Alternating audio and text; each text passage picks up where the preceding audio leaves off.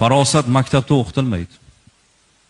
Biror bir kitobda o'qitilmaydi bu farosat. Madrasada ham farosat darsi yo'q. To'g'ri, etika darsi bor, lekin bu bizni diniy jihatdagi farosat darsiga to'g'ri kelmaydi u. Farosatlik ota bilan onaning tarbiyasi orqali olinadi. Buni qanday qilish kerak deganda Imom G'azzoliy aytadilarki, har bir ota ona farzandini qilayotgan ishini, farzandiga topshirgan ishini nazorat qilsin deydi. Aytaylik, ona kirlari yuvib qo'y qizim dedi. Shu kirni yuvishi, kirni yoyishi qarasin. Ko'zga ko'rinadigan holatda yoyiladigan kir bor, panada yoyish kerak bo'lgan kir bor, ustiga bir narsani yopib qo'yib yoyish kerak bo'lgan kir bor. Ona nazorat qilsin.